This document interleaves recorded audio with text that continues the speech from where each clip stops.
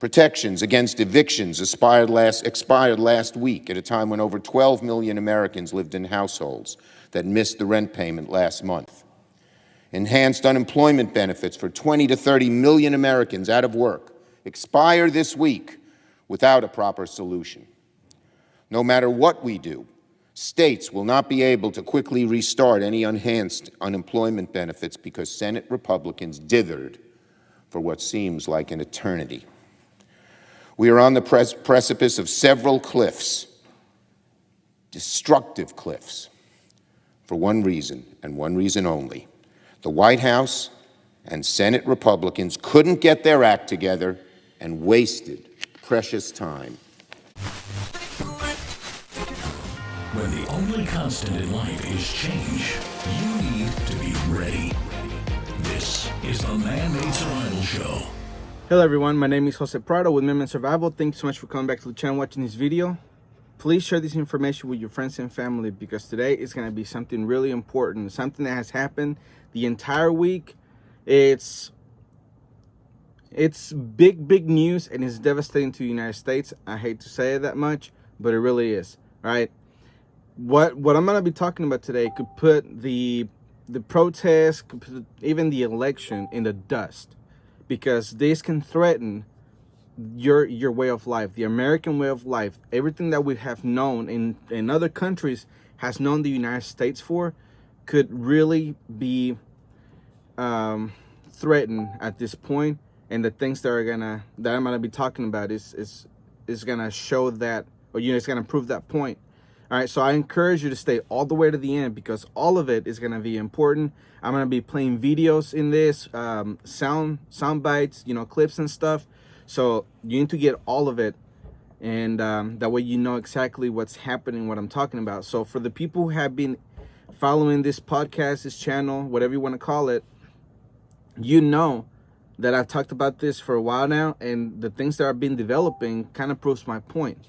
All right, so what the topic of today is going to be the economy, because in the past few days, this past week, I guess depends when you watch this video, we have seen that the gold has reached new levels, right? And they're expecting it to actually explode in value, and that's because the dollar is decreasing. So it depends on where you are, is how happy you're going to be, because if you hold gold and you have gold in your possession and it's something that you have done for a while now, especially, in the prepper community, it is something that we talk about and say that you must have at all times, then you're going to be good, quote unquote, for a while, right? The bad side of this is that the entire economy of the United States runs on fiat currency. And since that's the foundation, what everyone has, once the hyperinflation kicks in, it's going to devastate everyone. It doesn't matter on which level of the social status you have or you are, then you're going to be equally hurt, right? Of course, more than others, but even the rich people are not going to get away from this. And it's something that I covered in the past podcast when I talked about this, and even in my title for that podcast, it was that an economic collapse that not even the rich can get away from it. All right, so we are at the risk right now as the United States to actually,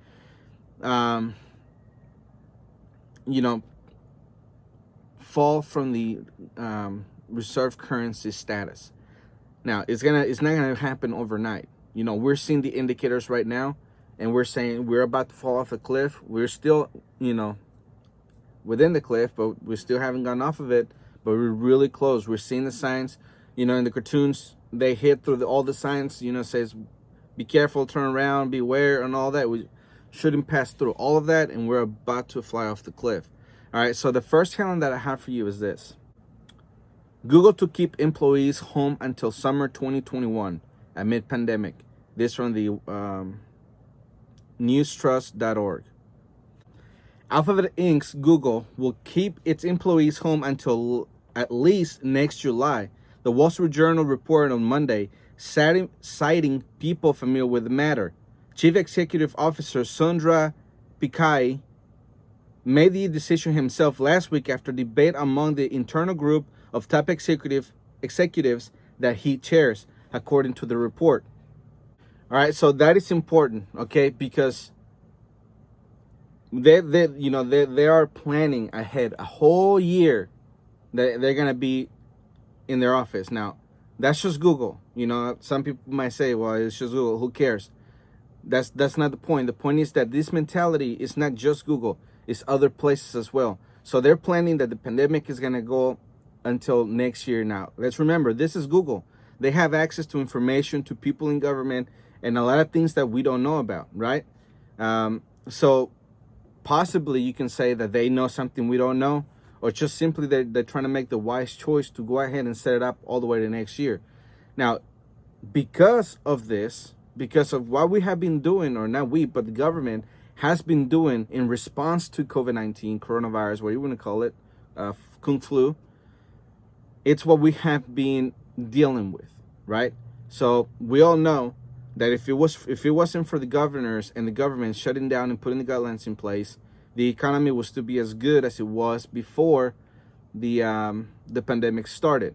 Now, we were still going off the cliff, but it wasn't going to be as fast as it's going now, because now we have printed so much money, a lot more money than we would have over the next 10 years. All right, so as I mentioned in the previous podcast, Representative Thomas Massey, he pretty much said that it's possible that by March of next year, or even by the end of this year, we will be in about $40 trillion in debt, which is something that was kind of forecasted not until 2028. So 8 years got reduced into a couple of months.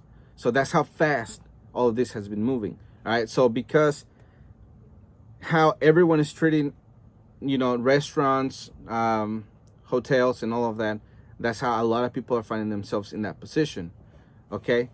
So my next headline says this: the millions hanging by a thread as coronavirus aid expires. This from BBC.com. Another headline: like nothing we've ever seen, imminent eviction wave is coming to these states.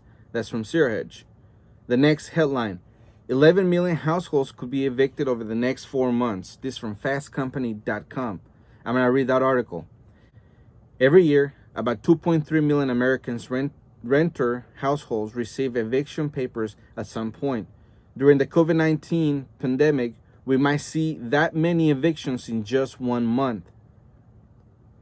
More than 16 million renter households are at risk of eviction, and more than 11 million households could be served with eviction papers over the next 4 months. Currently, the national estimated rent shortfall totals $22 billion. Okay, so that is something big that we're seeing. That's why I read the headlines back to back, because some of that I have already read in the past. It's different articles and different points of view in them, but it's pretty much the same point, that people are broke. The stimulus packages have ended. People are not getting the same unemployment.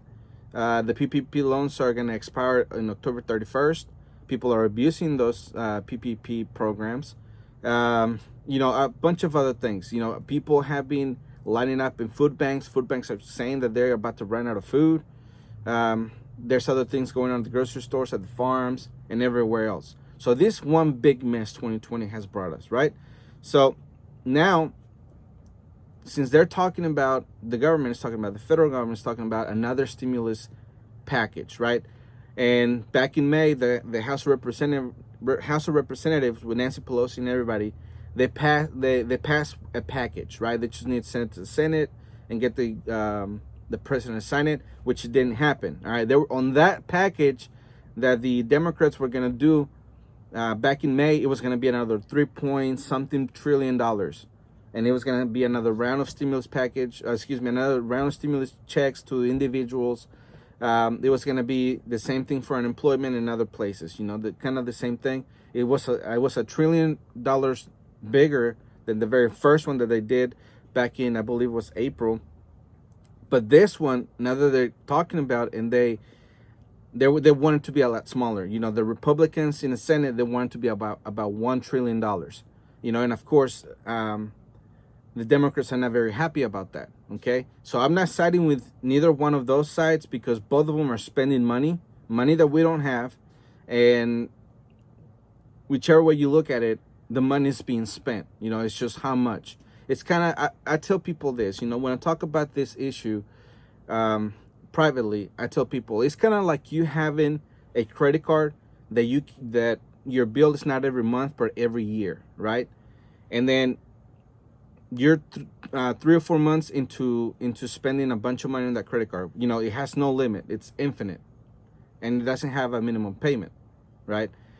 But then let's say 5 or 6 months into your spending, you lose your job, you have no income of any sort, but you still keep spending that money, and you wait until the end of the year to where the bill is sent and you have to make a payment, and then you cannot make the payment because you have no money, but you still spend that money the rest of the 5-6 months. All right, that's something that we're experiencing now, because it's money that has been printing that we don't have. It's just how big of a flow they're trying to do, and $1 trillion is still freaking enormous. All right, there is no simple. That's not a simple figure to really get our heads wrapped around. All right, so of course, the Senate and the House of Representatives, they're fighting each other for what they're gonna do with the next stimulus package. All right, and they have come to some agreeing. They have come to some type of agreement on what they're gonna do. All right, which is my next headline. Schumer fumes over GOP HEALS Act, demands avalanche of stimulus to avoid piecemeal solution. This from Searhedge. After Mitch McConnell confirmed earlier reports on Monday that the GOP bill would drop the $600 per week bonus unemployment stimulus to $200 and includes another $1,200 in direct payments to American adults, Senate Minority Leader Chuck Schumer took to the Senate floor and stomped on his crayons, calling the Republicans' proposal unworkable. All right, so I'm gonna play you a video, which is the same video that I played at the beginning of this video, but we're gonna recap and we're gonna watch it again. Here it is. Protections against evictions expired last week at a time when over 12 million Americans lived in households that missed the rent payment last month. Enhanced unemployment benefits for 20 to 30 million Americans out of work expire this week without a proper solution. No matter what we do, states will not be able to quickly restart any enhanced unemployment benefits because Senate Republicans dithered for what seems like an eternity. We are on the precipice of several cliffs, destructive cliffs, for one reason and one reason only. The White House and Senate Republicans couldn't get their act together and wasted precious time. All right, so you heard it. I'm going to say this once, and it's probably not going to be very many times you're going to hear me say this, but I actually agree with what he said. Not on the politics, but on the issue, right? It's at a time where a lot of Americans are about to be evicted, an estimated 28 million Americans are going to be evicted, all right? They reduced the $600 to $200 because they say that they didn't want people not wanting to go to work because now they're making more money that way. But I have something to say about that to the Republicans. How in the world are you going to tell people to go find a job when everything is shutting down? When every place, it's cutting hours because they cannot have the same flow of people coming in and out of the restaurants, the hotels as well. There's a lot of guidelines and a lot of restrictions in workplaces. So how in the world are people supposed to find a job? 50 million Americans supposed to have a job when they have all these guidelines and all these restrictions in place. Now, that's ridiculous on their part, all right? But again, we're spending money that we don't have. Now, the help that we're going to be giving, or the help the government is going to be giving the American people now, it's going to help for now, but eventually they won't be able to help at all, and it's going to be chaos in the United States. Okay, so the next headline that I have for you goes into pretty much the highlights on what the package is. So here's the headline. The next coronavirus stimulus plan: more spending, smaller unemployment benefits, and tax breaks for going out to eat. This from recent.com. And I'm going to put a picture up so you can read what I'm reading. And here's the pretty much the details. So it's $1,200 direct payment, CARES Redux, PPP sequel to help prevent more layoffs, federal UI bonus hints at $200 per week, money for schools, money for testing, treatment, vaccines, liability shield for business, hospitals, and entities. All right, so that is just a band-aid on a gunshot wound, right? And even though that's gonna help for now, it is not gonna help on the long term, because the only reason we're in this situation right now is because of all the restrictions.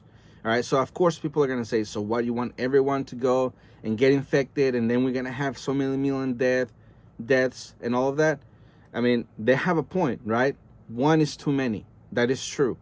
But the alternative is even more people dead. We have chaos in the streets.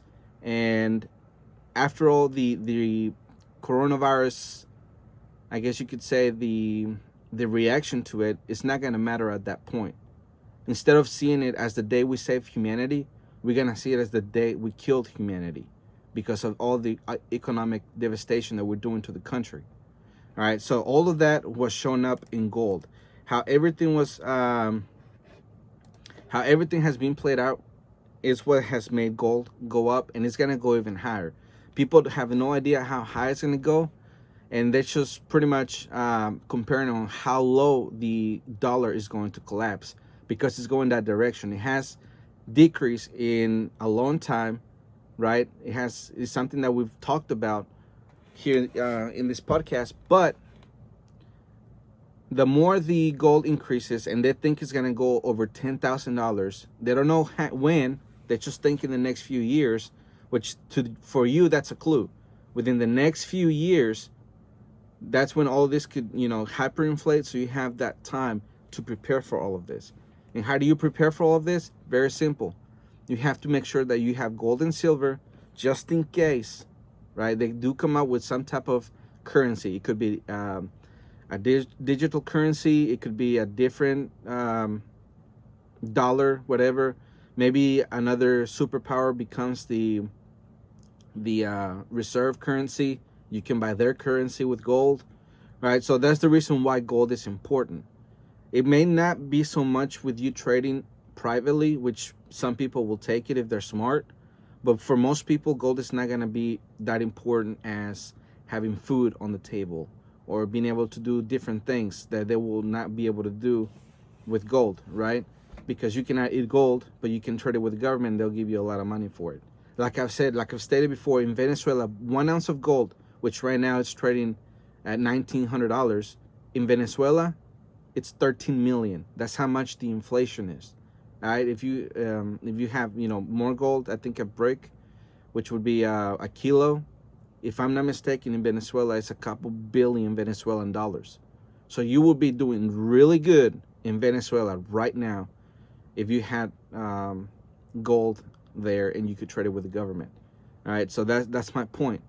Now they're very corrupted and everything, but the point is that there's people who have fled and they could use gold to trade in that economy, and then they'll be set up pretty good. Because let's say somebody from Venezuela came to the United States with a kilo of gold, right?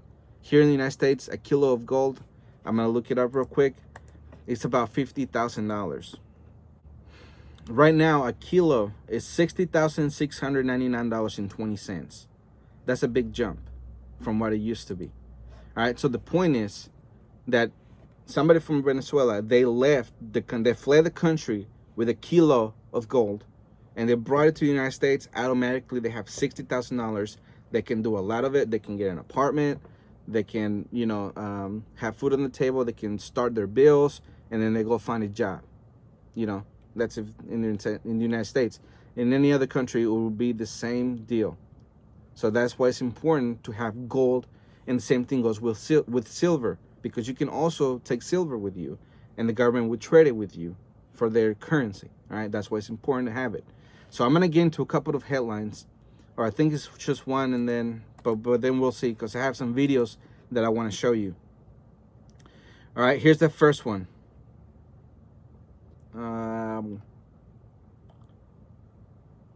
Okay, here's the first headline, and I'm gonna have a video for it because it's gonna it tells how bad the economy is here in the United States. Shark Tank investor Kevin Lowery, quote, 20% of my small private portfolio, end quote, of companies will fail. This from CNBC.com. I have a video for it. Here it is. Maybe I should have used a different word. Maybe disappointment's not the right word to use. Given the fact that Microsoft didn't disappoint and the stock still went down. But where expectations are, what happens if the earnings just don't meet the expectations? We don't have to say that they'll disappoint. They could still beat the numbers. They could still beat the numbers handily. The outlooks could be decent. But what if they're not good enough, Kevin, given how the stocks have run? The market's not going to just brush that off. No, look, it's always sell on news phenomenon. We've been living with that for decades. But when you think of the incremental dollar, Judge, I have to put money to work today. I have to put money to work tomorrow. I have a lot of cash sitting around because I've been exiting other sectors. Where do I put it? I'm putting it back into Microsoft, putting it back into Facebook. Why? That's what's working. Not just for the momentum, if you want to invest on that basis. I don't. That's where money is being spent in this digital pivot. You know, I can now say I've got enough focus now after all these months, 20% of my small private portfolio is going to fail.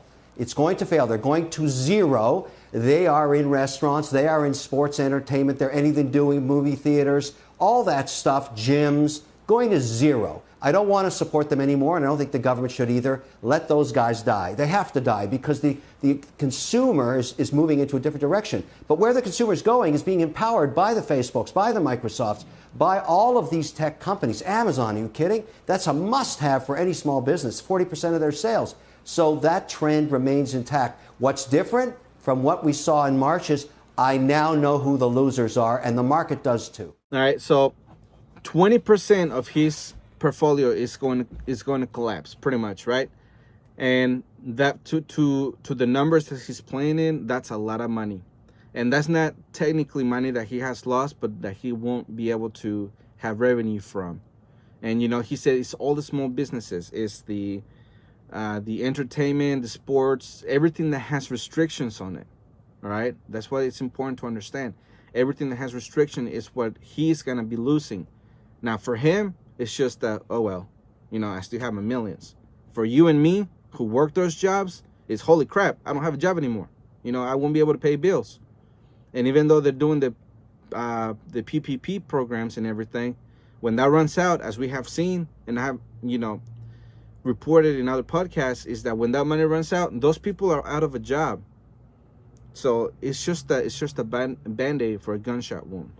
All right, so I have a couple of headlines, and then I'm going to end it with, or not end it, but it's going to be followed by a video.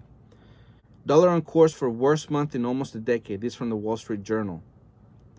Gold rips up record book as $2,000 test looms in hunt for haven. This from yahoo.com. Gracers. Brace for collapsing global stock markets, and skyrocketing gold prices. This from kingworldnews.com.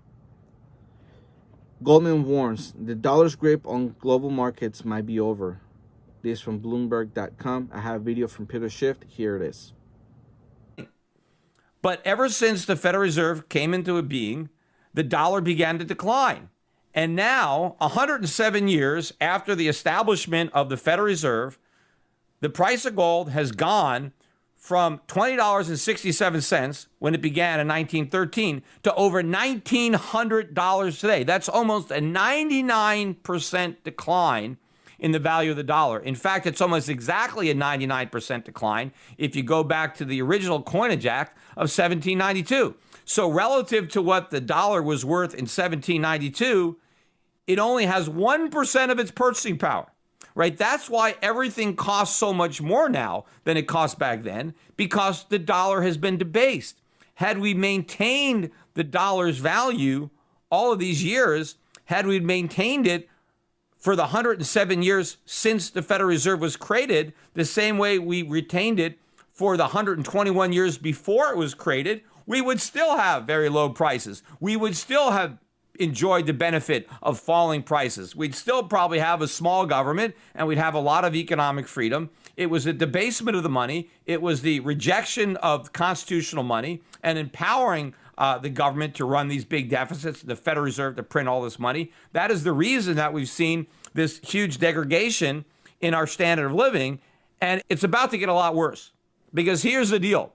The dollar has lost 99% of its value. There's only 1% left as measured by the value in 1792. And if we lose that last 1%, that's the killer. Because if we lose another 1%, the dollar is worthless. Now, I know a lot of people think, well, we're not going to lose another 1% from here, right? Maybe we'll lose another 99%, but that's practically 100%. But the point is, there's not a lot of value left for the Fed to destroy, and they're about to do that. And this is a major, major financial crisis that is waiting just over the horizon. This is not just a mere financial crisis. This is a currency crisis. This is a sovereign debt crisis. This is going to make the 2008 financial crisis look like a Sunday school picnic. This is going to make anything that we've experienced since COVID-19 look like a Sunday school picnic. Yet all of the experts, all the people that supposedly know so much, all the financial media, all these big economists, everybody in government, right? They are completely oblivious to what's about to happen. But at least the people who are listening to the Peter Schiff Show podcast know what's going to happen. They're going to understand what's going to happen. They're going to know why it's happening. And if you take action, you'll be prepared for what's going to happen, which is probably the most important thing, to not only understand what's going to happen, but to financially prepare yourself for what's about to happen. So what Peter Schiff should really worry you, because that is to worry, because eventually one day you will not have the way of life you have it today. And it doesn't matter if you think this is orchestrated or they're doing it on purpose, they're trying to bring one new world order, whatever the case may be. The point is that you're going to suffer, you're going to starve if you don't prepare right now with food, water, and everything else. So I'm going to get into the details on what happened in Venezuela as soon after they started collapsing and the shortages started. All right, so in Venezuela, is this kind of like a quick rundown on the timeline. All right, the bolivar, or their dollar collapsed. Shortages of food collapsed, or they started. People could not get food anywhere.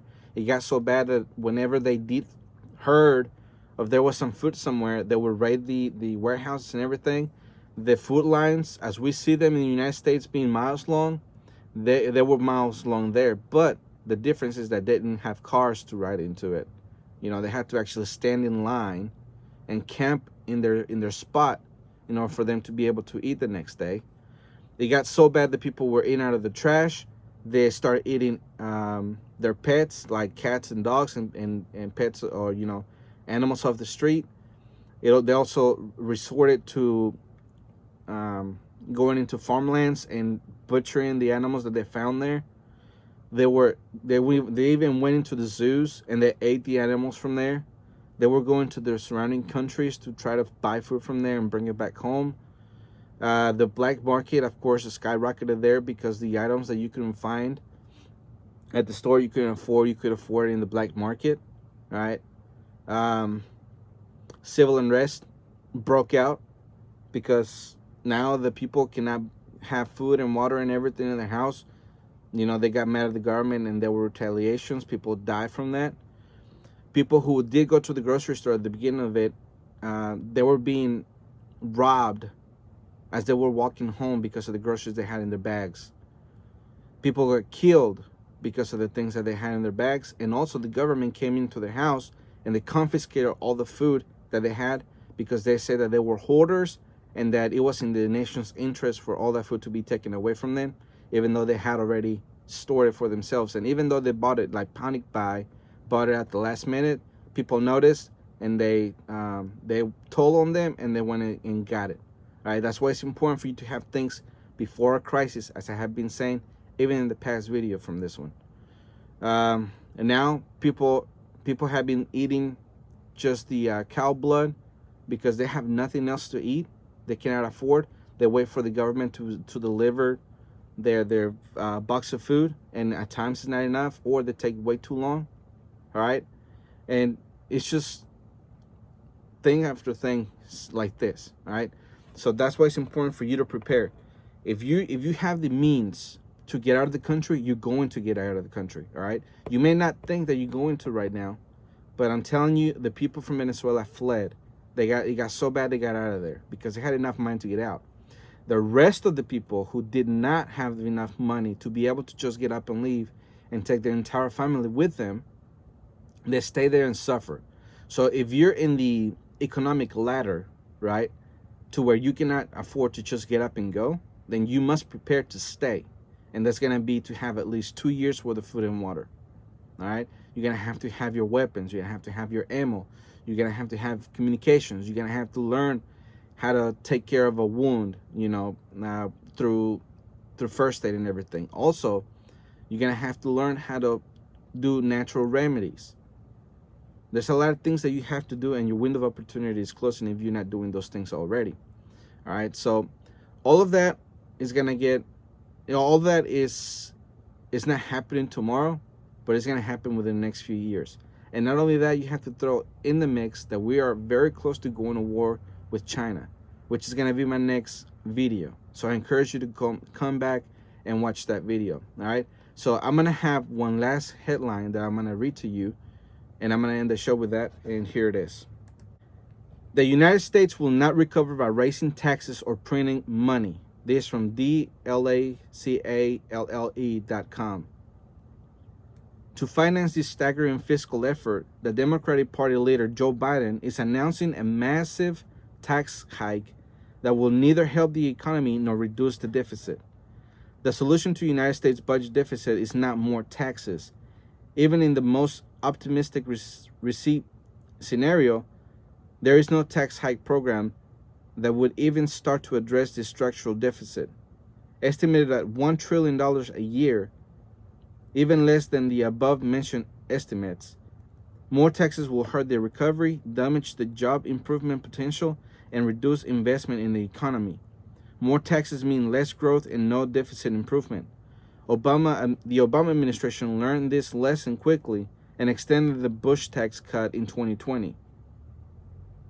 Adding a new tax cut in 2013, another United States misguided tax hike in 2013 did nothing to reduce the debt and kept the economy and job growth below potential. All right, for Joe Biden, the solution is going to be to increase the taxes. And that is not going to help because, a company, any company, let's just say Coca-Cola, if now they have to pay more taxes, they're not going to hire any more people. They're going to make do with whatever people that they have. And if they have to, replace somebody, they're going to. But they're not going to make new hires. They're just going to distribute the work to less workers. All right? That's what happens in warehouses if you never worked in one. All right? Smaller businesses, right? The Coca-Cola is a multi-billion-dollar company. Let's go with something smaller. Your local mom and pops. They're gonna go bankrupt because they won't be able to pay the taxes that they're gonna be demanded from them. All right, now you're gonna pay more taxes in your paycheck. Now, if you think you pay a lot of taxes, just wait until there's a tax increase, especially if you have a good job. So all of that is going to trickle down to everyone being miserable, and we're going to see the effects of it. We're going to see the effects of hyperinflation once the dollar is no longer in control of the global market, and it's no longer the reserve currency of the world. Because once the dollar collapses, everyone is going to pull out of the dollar, and they're going to go somewhere else. They're going to find a haven to put their money into. And there could be the possibility, since all the other currencies are doing very crappy, they won't find a haven, and all those millionaires are gonna lose it all. There could be the chance for that. I wanna remind you that the mark of the beast is for everyone: the rich, the poor, the free, the enslaved, everyone. And of course, some rich people, if they don't know the Bible, they're going to take the mark because they don't want to lose their way of life. Whatever money that they have in the bank, they're going to trade it for whatever currency the mark of the beast is going to give them, you know. So that's something to think about. So I'm going to end the show on that one, on that note. You got to think about it. You got to prepare right now. If you don't have the means to leave, then you're going to have to prepare to stay. And all of that is going to be in food, water, gold, medicine, weapons, communications. You know, you're gonna have to have a bug allocation. You're gonna have to have your alliances in place.